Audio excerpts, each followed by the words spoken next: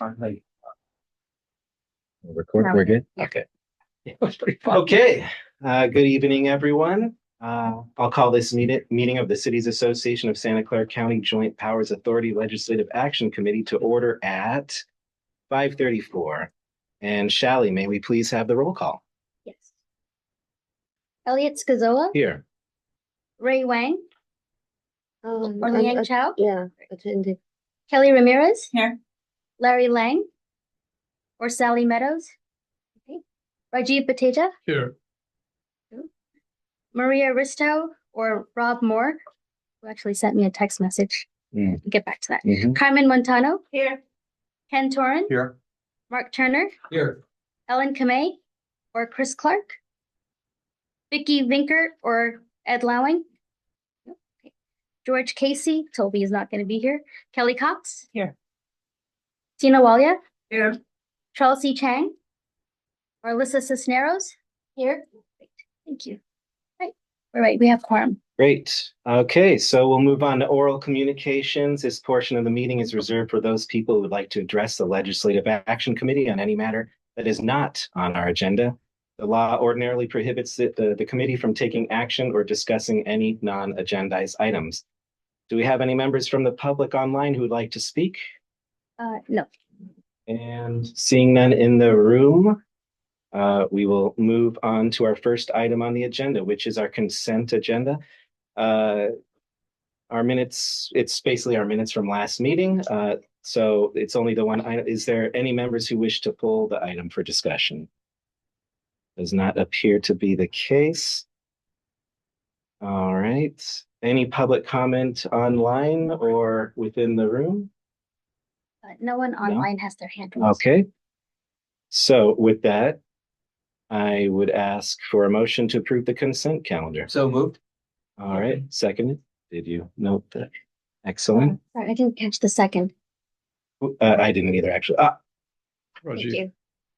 All right. Okay, Okay, then, roll call, please. so I have a question. So we don't have anyone online. Do you still need to do a roll call? Oh, no, Okay. that is true. All right, Okay. moving on. Motion, Vote though. yeah, we say it, so we'll do a voice vote. So motion to approve the consent calendar as presented was made by Turner, seconded by Bateja. All in favor? Aye. Any opposed? Any abstentions? Thank you. Motion passes. Wonderful. All right, now moving on to item 2, we have the privilege of Assemblymember Ahrens as our guest. Now, obviously, he's a very busy person, and so he might just pop in at a certain point. So I'm going to move that if it's the pleasure of the members so that we can actually speak to him when he pops in. So we'll table that for a moment and move on to item number 3, which is discussion of newly enacted legislation. They're ready. They're online. Oh, they're online. Oh, wonderful. So let's not move on quite yet. And let's try and get Assemblymember Ahrens. Oh, now she said not yet. Oh, now it's not yet. So rewind. Let's go back to item 3, which is discussion of newly enacted legislation. And I use the No Secret Police Act, being that as of January 1st, 2026 was enacted. Sorry, before I get into it, do we have any public comments online? No one has their hand raised. None in the room. Okay. So seeing none, let's get right into the discussion. So my example, as I said, was SB 627, the No Secret Police Act. It was enacted as of January 1st of this year. To me, this is kind of a perfect example of new laws that affect our jurisdictions. Whether your jurisdiction agrees or disagrees with the law itself, our cities must act on these new laws. So this is the other thing I want us all to be thinking about, always being prepared for changes and adapting to them. That is our duty. Let's see if I had any more comments myself. So I want to have kind of a brief discussion on how our own jurisdictions have been impacted negatively or positively by recent legislation. It could be anything. That was just a mere example I was using. What methods have been most successful in your experience for implementing any recent changes to your laws? kind of just I want to get a feel for hopefully I'm looking for some wins, and I would like to keep this a brief discussion, but this is I know we were pretty rushed in the last meeting, so this is me more trying to give a proper introduction and feel to what we do here on LAC. Does anyone have any comments or questions or anything to share at this moment? Please.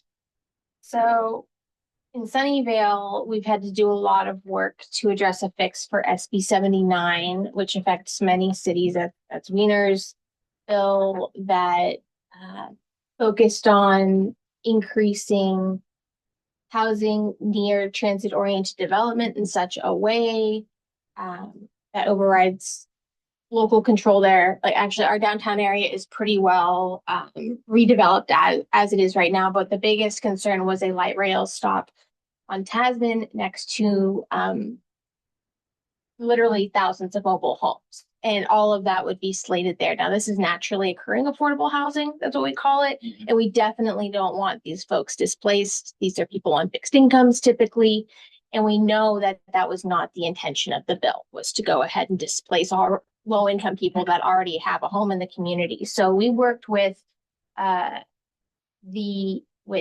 State Senator Wahab to introduce SB 277, which is a fix-it bill that would then exempt mobile homes and specifically from redevelopment under SB 79 not needing to go through the exemption process that is outlined but not fully fleshed out. So hopefully that bill is currently fast-tracked and should be signed by the governor by March. Hopefully. It's not joining up with any other fixed bills, it's just independent, but we're really happy with it. Our representative was very responsive, and actually our mobile home park community were those who really championed that with our legislatures. They're very engaged, and so we appreciated how we saw it as a huge win to see them advocate for themselves and help them advocate for themselves on the state level. So all of their needs were addressed. Good job. Oh, Thank you. Good job. Chair, Assemblymember Aaron's is online. So do you want to pause this conversation? Absolutely. Can we pause the conversation and allow Assemblymember Aaron's to join us? Hi, everyone.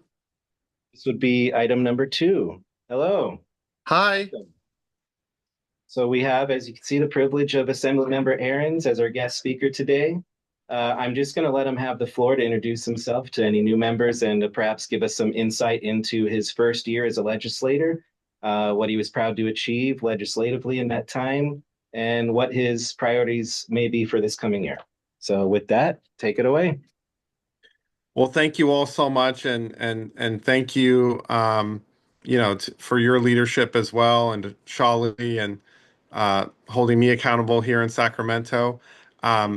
I know that I'm running a little late. I apologize. I just want to see if my bosses were in the room. Anyone from Sunnyvale or Santa Clara or Cupertino or West San Jose. I just want to make sure that my bosses are there because I work for them.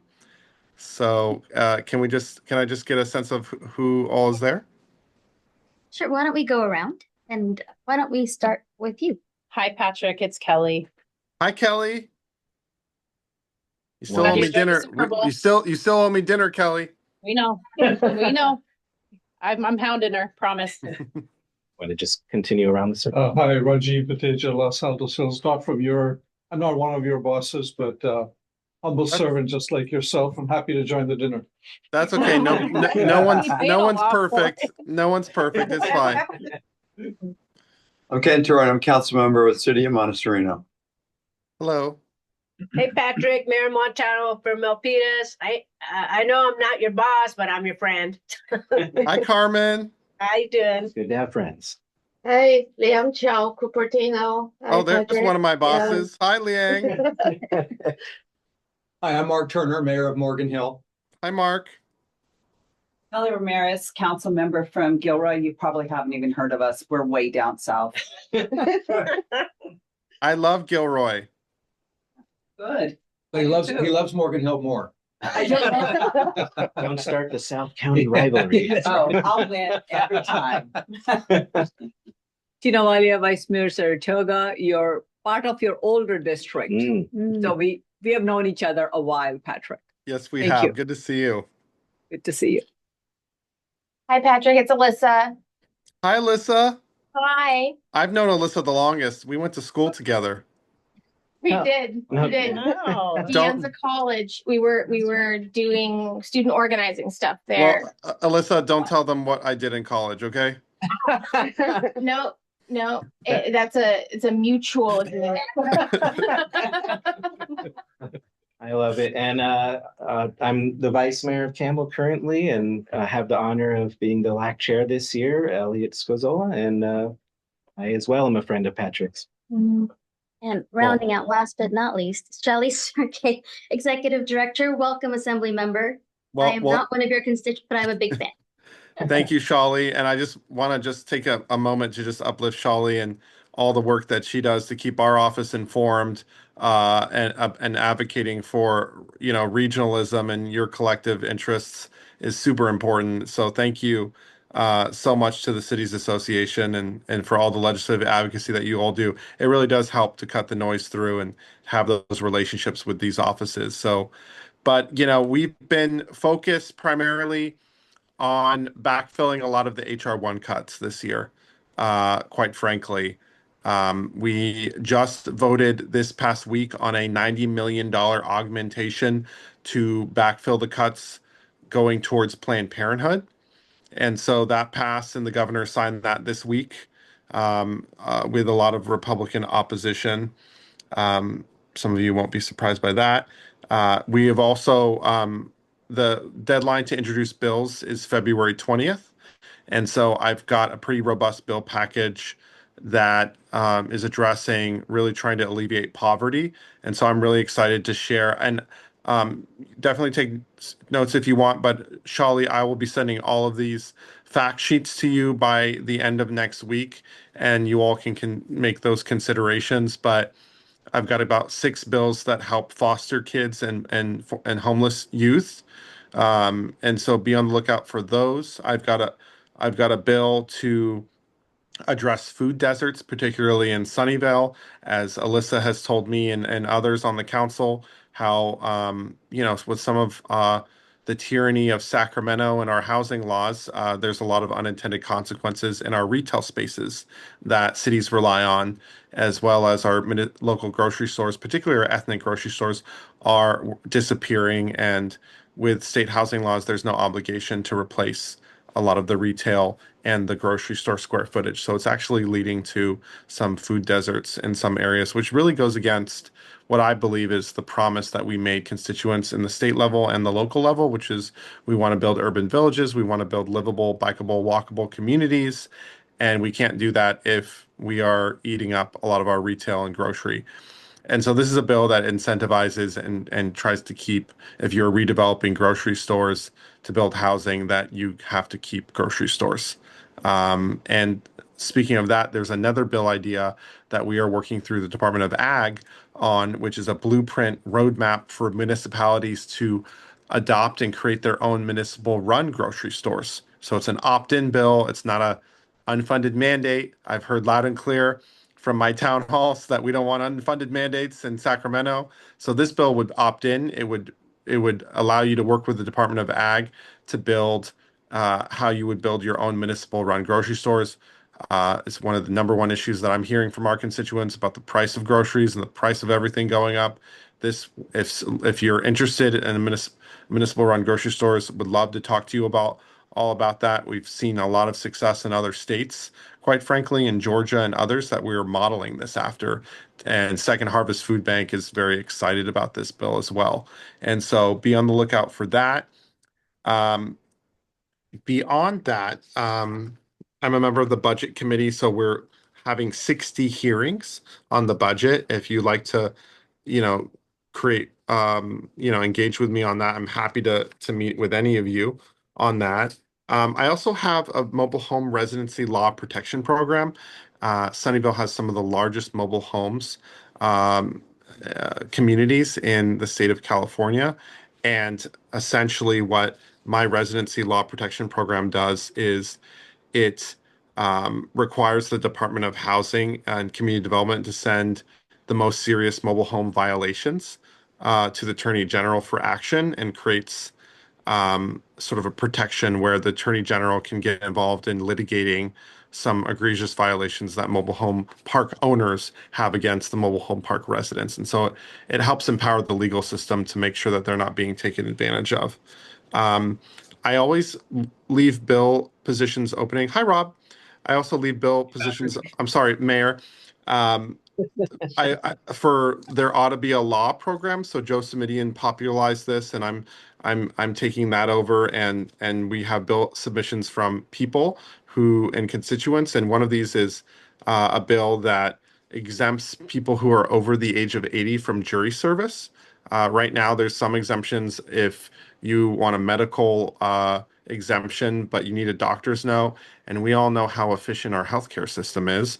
Sometimes it takes weeks for octogenarians to even get a scheduled doctor's appointment to get exempted. And by that time, their jury service was already be mandated.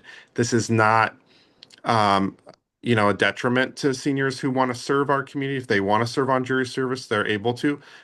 They're just given the opportunity to opt out if they have serious illness or wanting to just live the golden years of their lives. And so that came from a constituent. We've also got a young child tax credit. It expands the number of taxpayers eligible to qualify. We need to support children and families, especially during, the rise and consolidation of fascism in our federal government and the attack on our healthcare system. So that is a really important bill that, frankly, more men need to focus on in the legislature is how do we support families and children. And it shouldn't just be a women's caucus issue. So I've made it more of a point to be speaking up more about how are we helping kids, how are we helping families and children. Um, we also we've also got um, some priority foster care legislation, giving them priority registration for housing. But a lot of the vast majority, I think 99% of my bills are on trying to alleviate affordability issues and trying to bring back money for our district. We were successful the last few years on getting an all-inclusive playground in Jollyman Park in Cupertino that I worked on with Evan Lowe. I worked on a few other bills to bring back, more pork to our communities. And, as many of you all know, we just had the Super Bowl, which last year's budget, I was able to secure $10 million for public safety dollars to combat human trafficking that occurs during these major sporting events, which is very needed, especially with the 6 World Cup games that we have coming later this year. But would love to just see if we can open up to any questions, but that's sort of in a nutshell what I'm working on and what we are focusing on in the legislature right now. Thank you so much, Patrick, and I appreciate your time. And yeah, I definitely want to take advantage if we have any questions from our members, please. Hi, Patrick. Wondering, there was an announcement today that the EPA is no longer going to recognize greenhouse gases as a reason for taking action. Does that affect the state? And if so, is there anything we can do about it?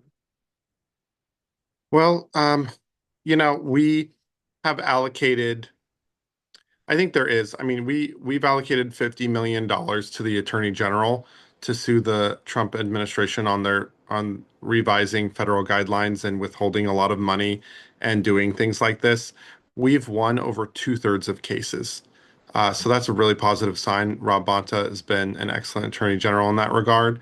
And so, I just had a briefing before this call that they're going to also be litigating the greenhouse gas interpretation. So, I mean, it will take a while. It will be held up in courts, but I'm cautiously optimistic that we'll be able to win that one too. And we're probably going to have to allocate a little bit more money towards that. But in the $50 million that we've allocated to hire as many lawyers as we can to sue these unlawful orders, we've been getting several $billions back to Californians that was rightly owed to us that Congress appropriated because they have the power of the purse.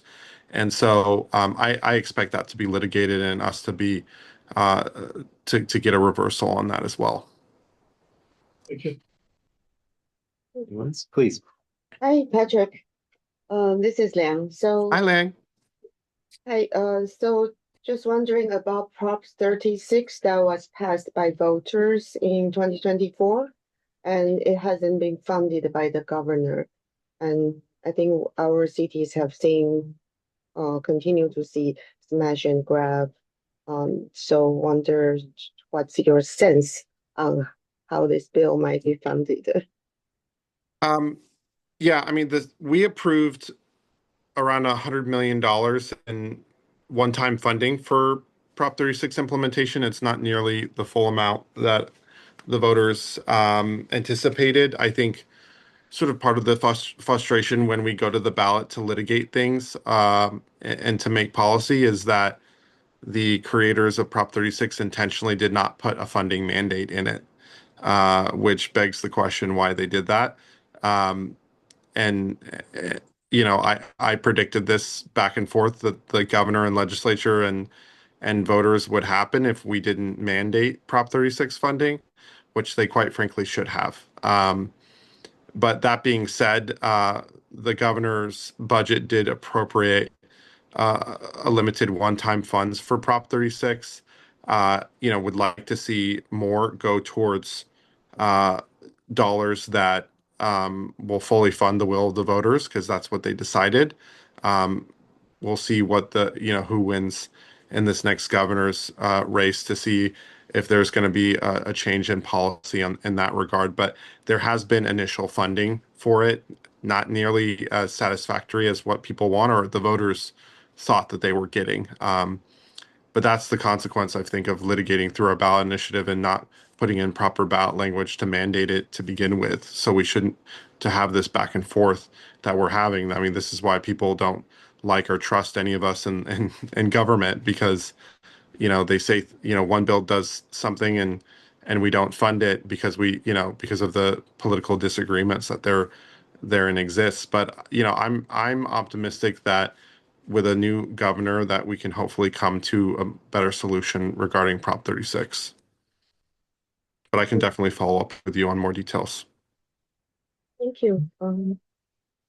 Any other members? Please. Assembly member, thank you for your service. Thank you for your work. This is Tina, not from your district. But a couple of things that you mentioned, I really want to thank you for that. Firstly, believing in Cities Association, you started by saying that this is the place where you believe we can advocate for regionalism. And two other things you touched upon is that 99% of your bills are to address affordability issues. And thirdly, you talked about the human trafficking. So just so you know how much we are going to be coordinating with you this year at Cities Association, whether at the board or through the Legislative Action Committee, we are certainly going to be advocating for a bunch of things. Tonight, the board is going to finalize their list of priorities, and this is rising to the top. We had a very robust conversation in our January board meeting. The affordability issues are spot on. So thank you for bringing all of that to our attention here. And thirdly, you will, I think you will be, I will not use the word happy in the same sentence that I will talk about human trafficking, but I will just say that we do have a speaker to talk about human trafficking at the board meeting tonight. So anything we can coordinate and to align with you, whether at the Legislative Action Committee or at the board, even though I'm not in your district anymore, I would appreciate all your support. And thank you for believing in this region and supporting us. Thank you.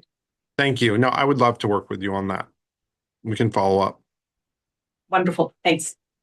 Any other members? And I just want to also commend the Santa Clara Council and Kelly's leadership in having a fairly successful public safety response to what otherwise is a very complicated and very difficult, worldwide event in Santa Clara. I think by all reports, no ice and no major public safety incidents. And I want to thank the Stadium Authority and the council for that. Thank you, Patrick. Any last words? Or please. So one more thing, I'm not that familiar with this, but I heard last year there was a CEQA bill that gave exemption to some like data center and all those exemption. And I heard there's going to be a fixed it bill. Do you know much about that? Oh, secret reform, you're breaking up on me. Sorry, next question. Just kidding, Liang. No, there is it's related to advanced manufacturing exemption that was included into a budget bill that, as many of you all know, everyone votes for the budget bill. But what I will say is Assemblymember Damon Connolly has a fix-it bill to address the advanced manufacturing concerns of secret reform, and I'm a proud co-author of that. I can get you the bill number, but it's Assemblymember Damon Connolly. Great, thank you. Thank you. So I have one more. Please. Hi, Patrick. So are there any bills relating to AI? Because a lot of folks are concerned about, Mhm. It's like the wild, wild west and there's no regulations on it. Is there any thought being put into some AI regulations or Well, just some transparency? That's a very good question, Senator. I think that I have a bill. There was 57 AI regulation bills last year alone. It is like the hot new thing that everyone wants to get involved in. And so we will probably see just as many of those wanting to try to address, what we're seeing. I have a bill that specifically relates to AI literacy that I'm going to be unveiling. We need to be teaching this stuff in our schools. Other states are mandating AI literacy education. Some people are doing graduation requirements. Other countries are mandating, and we need to be teaching this. We need to be teaching this in our K through 12 education, our community colleges, our higher education system. We need to be teaching about the proper use of AI, and preparing for the new jobs that will hopefully be created, and also warning about the dangers of job loss and how an unregulated AI market it really is going to change the face of the world, and we need to be prepared for it. But there are, anywhere from there's commercials being run right now. The state of New York just passed an AI regulation bill on commercials that has to disclaim in the commercial that AI generation was used, not real actors or people. Just so people know, like some of this technology in just the past couple of years, this AI technology has gotten so real and believable. It will be very interesting to see how AI is going to be used in political campaigns. It's actually quite frightening. But there's also social media regulation. Right now, Australia just passed a social media ban on anyone who's 16 or younger. California is going to be introducing a similar ban. But we expect to see quite a number of AI regulation bills coming before the legislature in this next year. Thank you. I have a Thanks. question. Please. Hello, Patrick. It's Alyssa. That really, and I want to first thank you so much for all of your work in the legislature to, help Sunnyvale out. But I know that you're not just treating it that these are only Sunnyvale bills. We just happen to be experiencing an issue that many communities in California are experiencing when it comes to complying with housing law, which we want to do, but then there are unintended consequences. So thank you so much for being so responsive. I know that our residents just so appreciate your leadership and are so grateful to you, as are we. The AI discussion brought up, and you mentioning that, oh yeah, this is kind of the thing that people like. There's a lot of AI regulations. I think what I would love to hear more about would be how those AI regulations are enforced, because there can be confusion even if something's not like. What happens next? Who does the enforcement? What are those penalties for an individual versus an organization or a corporation, et cetera? And when you have a scattershot regulatory framework, that becomes really complicated. And you're seeing, like, say, X and Grok are, getting dragged into court in France. and part of that is they have an enforcement mechanism. So how is the state thinking about that when there is so many disparate efforts to create laws to regulate, but maybe not the same way enforced? I mean, that's a really good question, council member. I think that ultimately a lot of the bills that I've been seeing on AI enforcement is really focusing and centering on empowering the Department of Justice to enforce. Right now, there's a task force that the speaker just created, and there was a big press conference on it on Monday, talking about proper implementation of our laws, because we are noticing that we are passing a lot of bills, and the implementation of them by counties, by cities, by school districts, by other municipalities and corporations, the enforcement mechanism is absolutely the key. And we're finding that we actually do audits of our bills, and some of them aren't still being enforced. And so the enforcement piece is everything, because just because we pass a law, there's no necessary guarantee unless it has teeth in it that it's actually going to be enforced properly. So I think empowering the Department of Justice and funding the Department of Justice to actually enforce AI regulations and some of the others is the teeth that the state has. And it hasn't always been the case, but we should expect to see more of that through the Department of Justice. Okay. And I'll say that I think it would be really reasonable and appropriate to include budgetary allocation to that, because you don't necessarily have people in the Justice Department who have experience, in litigating or enforcing AI, which is like, this is not an area of law you studied in law school in 1993. So, we may want to, I would hope that there would be some Absolutely. resources so you can get those experts. I wasn't even born in 1993. I'm just kidding. I was. Hi, Ellen. Hi. Anyone else, or shall we? All right, it looks like for now, I'm sure there will be many more questions and comments later and dinner plans. But we're going to move on. And again, thank you so much for your time. We really appreciate you, and keep on fighting. Thank you so much, Vice Mayor, and thank you really to the Cities Association for your regional approach to these issues. I mean, these problems don't start and end at your city borders, and whether you live in my district or not, you're all welcome to reach out to me and text or call me directly, and would love to work with you on any of these issues. Thanks for your service. Thank you, Patrick. Thank I'll you reach all. out to your office to follow up. Thank you. Peace. Peace indeed. Oh, I did it the other way around. That's something different. All right, guys. So let's resume item 3. So Member Cisneros, please continue. That was all. Oh, okay. So that was all. So let's just continue. So just as a reminder, a couple new people walked in.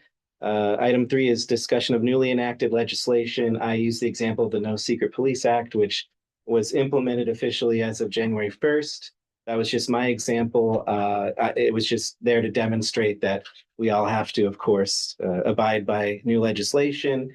And so I was hoping for discussion on how maybe if anyone has anything that they learned from or can share, or just how you're dealing with any of these new laws. And obviously, there was a lot of voices in our last meeting and many other meetings with housing issues too. So maybe I might direct it in that way, unless anyone else had a very burning issue.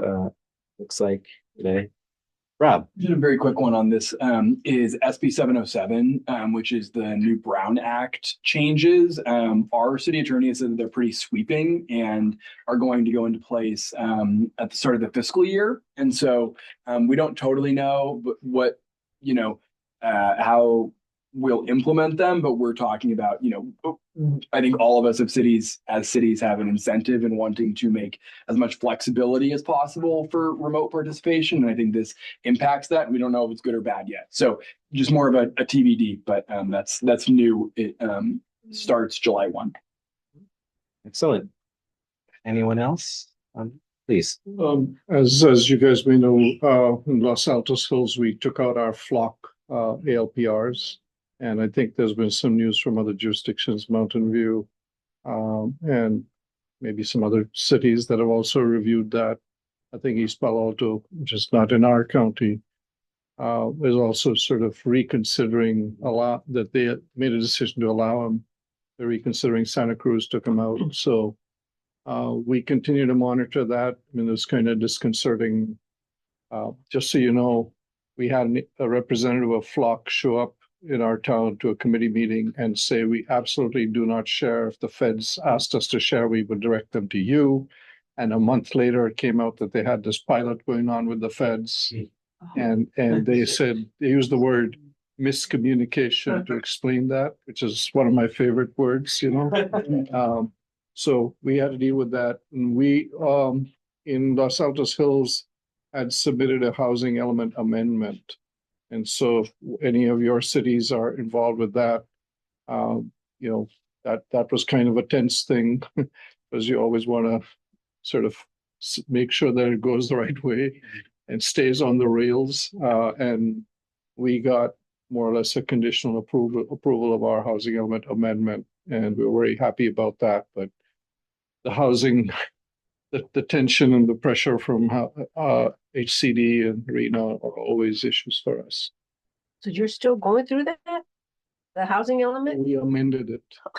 Okay. So yeah, in that sense, Wow. we're still going through it. It's been a long time. Yeah. Anyway, Any other comments or questions on this particular item, please? So regarding the No Secret Police Act, I don't really know much about it. Is what the city needs to do. That's a question. And as for new bills, I noticed that in grocery store, they don't have any plastic bags or supposedly reusable plastic bags anymore. It's all paper bags. But I don't know if it's who is enforcing that. Should the city do something? Yeah, anyone knows? Yeah, I can appreciate that. I use this No Secret Police Act as an example because it's very interesting. You know, all of us are going to have to comply with the new law, but working with our police, you know, that's the interesting aspect is your PD prepared, or county services, whoever is in charge of your jurisdiction when it comes to law enforcement. So I'm happy to say that Campbell, we're very prepared. We're very lucky, great PD. But it doesn't really matter how great your PD is. Sometimes, you know, new laws come funnel down the lane and you have to adapt to them. And so I really like the examples that you guys brought up. And I feel like that was a great discussion. And we are on the clock. We have about 30 minutes left. So I would like to dedicate much more time to item 5, if we can move on. First, public comment, or No one has their hand okay, raised. we have no public comment, so then I would like to move on. That was just informational, no vote required. So item 5, future bills, legislation to consider. So I did give you guys a homework assignment, but first let's see if we have anyone who would like to speak on this. No? Did we do item 4? I'm sorry? Did we do item 4? Item 4, yes. Oh, excuse me. I misread. Thank you for putting me on track. Item 4, this is the one well, actually both of them, but so, okay, forgive me. Going back to item 4, this is status of bills considered legislative action committee 2025. So you had been given at our initial meeting the status before the changes. And then as you saw in the agenda, there are the changes now on there. So I'm going to ask for public comment online or in the room first before we continue this. There's no public comment. Okay, great. So let's just get right into the questions and discussion. I want to see if any of you have anything in particular. Do you feel strongly still to support these bills? Do you feel like maybe some of it faded away? I want to get a temperature check in the room for last year's bills and if we're going to continue to pursue these or not, or I'm just looking for feedback here and want to hear your words. So if anyone would like to give their feedback to start, any brave souls out there? Not a single person? Does this mean that we want to continue with that list or?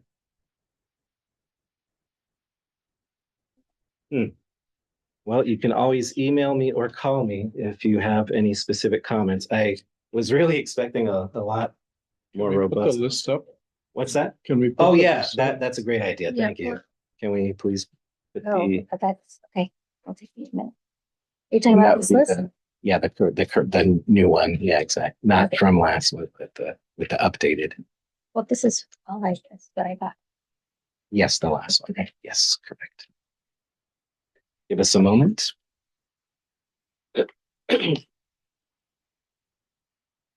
We're looking at the list of 2025. 25, correct. Yep, you got it.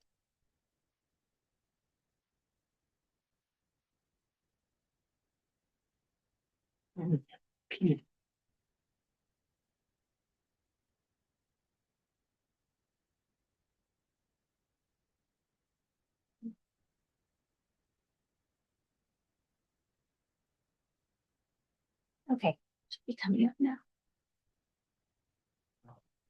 All right. We're officially up on the screen. Now, do we have, please? Just questions, I noted that two of the bills that was supported by this committee last year are vetoed by the governor. So one of them is the AB 632, administrative fines and penalties. And the other one is SB 326, Wildfire Mitigation Strategic Planning Act. So I suppose these two are important to the cities. And do we know why they were vetoed? Would any revised version get proposed again? Well, I'll say two things. I think number one, I would very much trust JR to have any of that real detailed information on why exactly was the thoughts perhaps put behind that. But I thought that we might focus more on the bills that haven't been vetoed because obviously that's a brick wall right there. So, we might have them come back at a certain point, but I definitely would rather focus on, the things that we actually can make an impact on. So was there anything else on the list there that you had any questions or comments about? Or maybe, I'm not familiar with the housing element process reform, but that sounds important. It's been killed. is that, are we tying AB 726? Am I reading? Yeah, 70, Which 650. 650, I think it is, right? Maybe 650. Oh, I see. And what was the specific question on that? I mean, I haven't read the bill, sorry. But Oh, yeah. it seems like that's something that at least maybe we should try and focus on, understand what's coming down the pike. Sure, I would definitely I do believe we have JR available. Oh, shall we? Maybe that's Sue. She's trying to get on the line right now. Can we go back to that in a moment? Is there any other? I think there's a question. Oh, please. Oh, no, I was going to say, I mean, I was familiar with some of it. Part of it was setting up very specific criteria so that next time we're working on our housing elements, we understand what we're required to reach, so it doesn't feel like it's moving goalposts. The other part was, oh God, now I'm losing my mind. The other part was a potential for if a municipality is moving along in the process. I'll give an example. Los Gatos early on had all of our sites. Those were never questioned. It was more of writing the history lesson, doing the essays, doing the other fill-in part. If you were in good faith moving along, that you would not be exposed to the builder's remedy. I believe those were two components of it. So I think for most of us, that is really important, and it's disappointing that it's the present status. So I don't know if it's worth pursuing or not, but I think most of us were floating around spending a lot of money on consultants and feeling like wasting time and money and Not getting much housing from it. Yeah, that's based on the money that we're spending. I think there were bills before that it got vetoed because governor didn't like something in the bill. It doesn't mean the governor doesn't like the whole thing.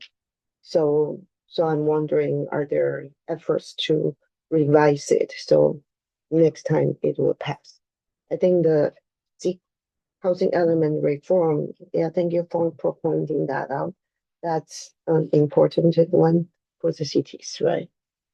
So I personally haven't heard of any going back to this well in particular, but I may not be aware of that. I see President Walia has something to say.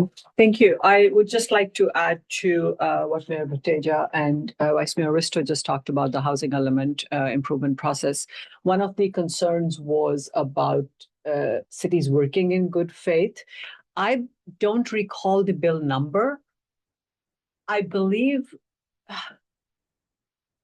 it may have been a Senator Becker bill, where there was conversation about cities that had either adopted their housing elements and not to be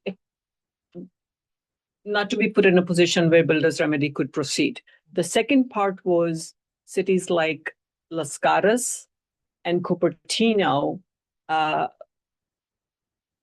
think, have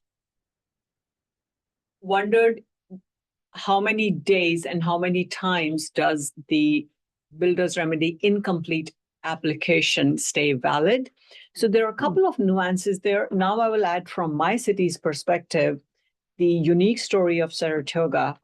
We submitted, and I'm saying this probably for the 50th time, we submitted our housing element in July of 2022, zero change in opportunity sites, and 24 months later, the HCD approved the same opportunity sites with 20 or 22 builders remedy projects in between. So there were a bunch of things because every city's situation is somewhat different, but effectively everybody's saying we're working in good faith.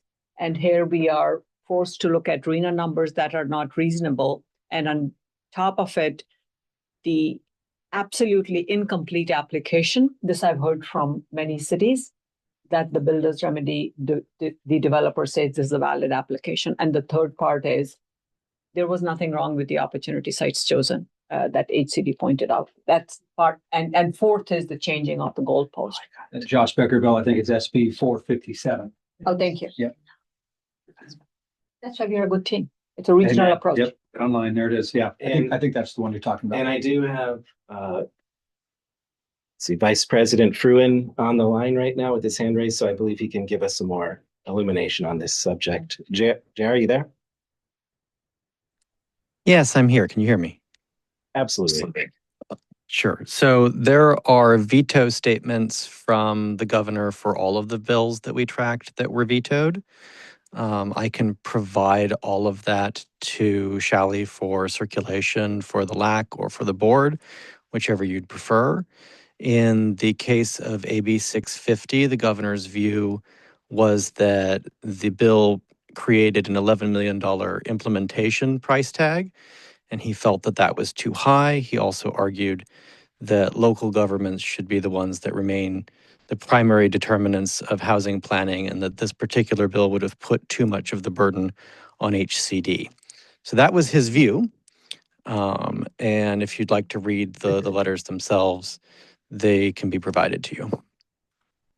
Really appreciate that. Did that answer questions for you guys on this particular subject? Well, putting housing in the hands of the local government is like giving water to a dying man in the desert, really. So, I mean, we've really been pining for that. So to hear that that's the reason for vetoing this bill, that maybe there's potential for a bill that does that. I don't know.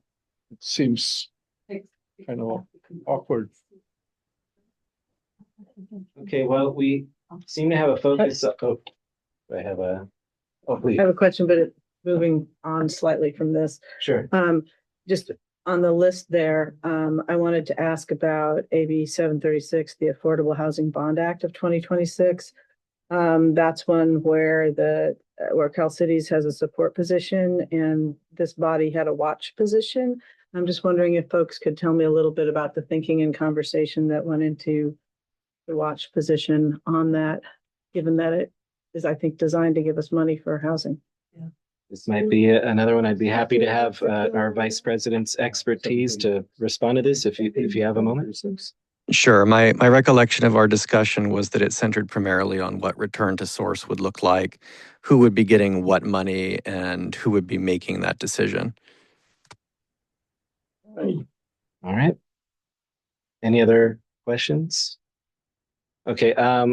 I would, unless you guys would prefer to move on to another bill here. I really would like a check. We don't have to do it right now. We are running out of time. We have about 20 minutes left, so I would like to move on.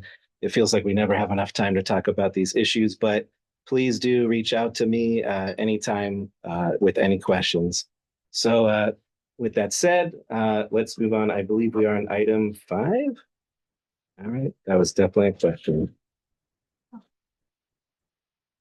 Or is it wait? Yes. 5, yeah. Yes. Okay. Now we are on future bills and legislation to consider.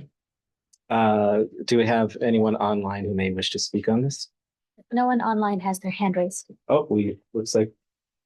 Yes, I'd like to speak very briefly. Sure, please. I prepped for this, and then I'm very glad Vice Mayor Russo was able to get here, but I'll throw in my quick 2 cents on this. One that I think is worth considering is SB 949, which is a Becker bill, and that is to designate the Santa Cruz Mountains as basically a region that requires special protection. It's sort of like it's a broad sort of recognition, but it basically helps with the preservation of the Santa Cruz Mountains. And 2 is AB 1569, which is on e-bike safety. And this would require students in kindergarten through 12th grade to complete an e-bike safety and training program developed by Highway Patrol. So those are the 2 I wanted to throw out. Thank you. You did your homework. I appreciate it. All right. Who's up? Go for it. Senator Clara would like to request consideration of AB 1708. This is Soul Edge Homeless Housing Assistance and Prevention Programs. Our status on that is that gaining access would potentially allow our city to fund needed homelessness services, potentially navigation center, interim housing, extended street outreach, and as well SB 922. Which is layered on vehicles, local agency charges, use of streets or highways. This was a bill that it was state law that did not allow, I think, damage caused by waste vehicles to be repaired with the same funding. So it would switch that. So the city wants consideration of that. Okay. Noted. Thank you. Can we just continue, go around? Anyone else do their homework and have anything that their jurisdiction is particularly passionate about? I was just going to say, I did my homework in that our city just adopted our legislative platform on Tuesday. So I can't bring forward bills unless we've adopted our platform yet. So I think next time we have our meeting, obviously bill deadline's next Friday, I'll have bill numbers for you. Perfect. But we just went over all of our priorities for our federal state lobbying package. So that's what we did Tuesday. So sorry, Oh, no. I Absolutely. don't have bill numbers, but yes. Sure. I did ask, I was like, is there anything I can share yet? And they're like, we need to adopt Okay. things Tuesday Okay, first. no So, problem. Yeah. yeah. Make sure everything in order and then. right, because All right. all the bills theoretically will reinforce the platform we adopted, but we had to adopt the platform first. So Right on. here we are. Okay. We're in the exact same boat, including on Tuesday. We did the same process. We have Yeah, never so- advocated. So yeah, still there. Same here. Our Okay. legislative platform will be maybe a second meeting of February. And then I think we do have a lobbyist that's working with us. So based on that, they will then give us bills for our legislative review committee. Okay. Wonderful. We're in the same boat. I think we did it the week before, but we still don't, now we're in the internal back and forth, like what positions do we want? So we just don't have it yet. it's definitely still way early in the year, so I have to expect it as much. And I really appreciate in years past, sometimes this meeting would have upkiss. Please. I have another one, California SB 274. And this is dealing with a proposed law that mandates public agencies delete non-matching ALPR data within 60 days. It's all about like dealing with ALPRs. And I know looking at a variety of municipalities, there's a lot of question about how secure the data is, what we can do. And at least in perspective of Los Gatos, this is an incredibly important tool for us to use ALPR. But I think we need legislation across the board to make sure that our interactions with other municipalities, that data is protected and it can't be misused. Along a similar vein, with respect to the e-bikes legislation, that was clearly part of our platform. We specifically called it out, but just not by bill number yet. So I would really like for this body to watch that. That's just an increasingly dangerous problem. And so I hope that we can talk about that maybe next month. And Mayor Bateja said about the endangerment finding being revoked by the administration is a huge blow to the state. We have the worst air in the country already. They already revoked the Clean Air Act waivers. Now this. I'd like to keep an eye on that and see what cities might want to do in this Bay Area in particular. Thank you for bringing that up. Yeah. Please. So it's not for Cupertino. I sit on the county recycle and waste reduction committee, and we often get presentation from the California Producer Responsibility Stewardship Council. So they watch bills on things that's hazardous material, other material that's very hard to recycle. I think Vicky is on there. So maybe we can invite them to give a presentation on what bills they watched, from vapor, battery to mattress, to a lot of things that it's our responsibility now to recycle, and the cost is on us when the producer doesn't incur the cost.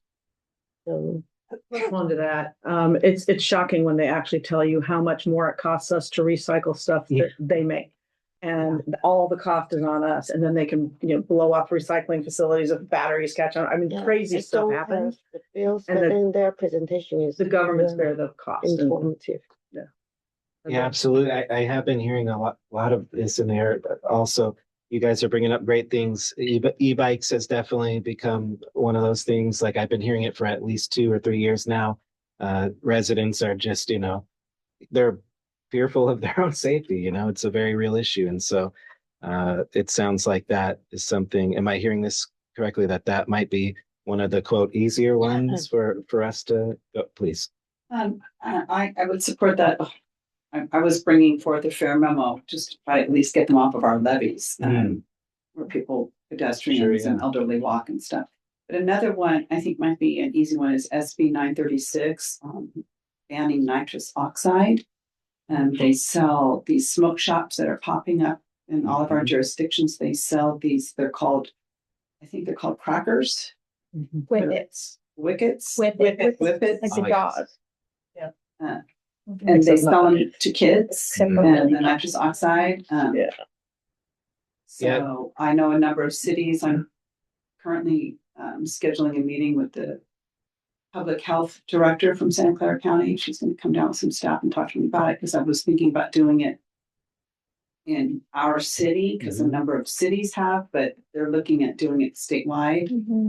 That's interesting, because our city of Campbell, we put a pause. We found out that we had a very, very high amount of smoke shops within our small city, like much more so than, I believe it was even by number of populace, even higher than San Jose. I don't quote me on that, but it was something pretty shocking. And there's been, as I'm sure you're all aware of the youth and vaping, especially, and all of that. So whippets is another element of it. A lot of these smoke shops, they're selling things that are totally illegal. And, we've had, for lack of a better word, raids, or more like inspections of, the smoke shops. And almost every time it turns up with illegal products that,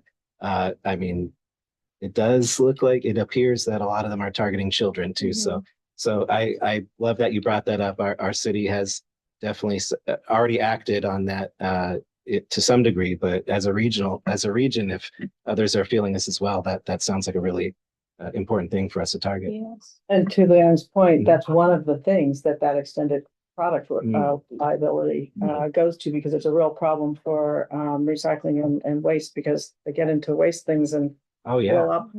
So it's good both, point. both Very it's an good overlapping point. issue. Yeah, that's cool. Okay. Elliot, I've got something Yes, please. with regards to the bikes, e-bikes. We have specialized bikes in Morgan Hill. I met with them 2 weeks ago because we have a serious problem like many other communities, and I was looking for them to get involved with some sort of solution. I found out their foundation called Outride does do educational programs where they train educators and even donate bikes to schools to develop these types of programs. And so if anyone's interested in learning more, I'm happy to do an introduction. I'm working with our school system, getting them connected and see if we can't do something. We've got to do something because this is getting so out of control. And we can do legislation, which we need to, but there's got to be some, I think the educational training at school is going to be where we can make some progress. So happy to pass information along if you're interested. Definitely. And I like that idea. I mean, our schools, when we educate our kids, they bring it home to their parents. I say this all the time, but it's like the kids are teaching their parents oftentimes too. So it's like the dual purpose. Yes, President Wally. I am thrilled to hear what I'm hearing right now, because quite a bit of this is going to tie into the board meeting at 7 o'clock today when we finalize the board priorities. Some of you are on the board and the other alternates, so you have seen the staff report. I'm thinking greater coordination and alignment between the board priorities and the Legislative Action Committee, so we can take a multi-pronged approach, support legislation, look for legislation that we haven't thought of yet that may be part of the board priorities. And we can do more for our region, for all the cities. Perfectly Just a said. thought. Yeah, thank you. Anyone else with any burning desire to share? Oh, maybe we'll wrap up a little bit early this time. Well, if there's nothing else, I will adjourn the meeting at 6:36. We are adjourned.